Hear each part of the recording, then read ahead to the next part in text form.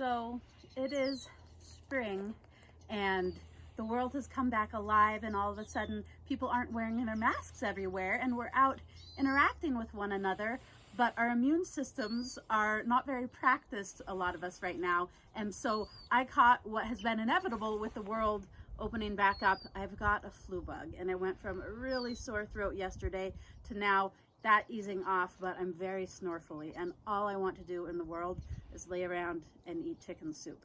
So I wanted to show you an important technique to really give your body what it needs and make the most out of chicken soup. It's not your average chicken soup, because while the meat is lovely, a lot of the nutrition of the chicken is in the bones and the connective tissues, the collagen, and inside the bones themselves, the bone marrow.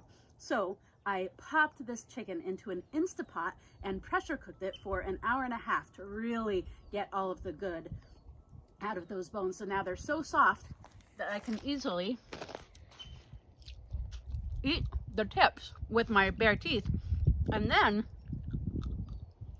very important, I'm cracking the bones and I'm scraping all of this wonderful, rich, vital life force bone marrow material out of the bones to add to the soup itself.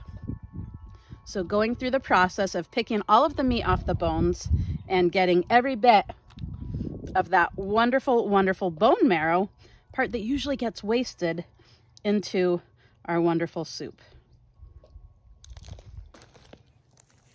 Like that.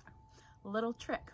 I also sauteed the onions and the celery to give that nice roasty flavor before adding them to the soup.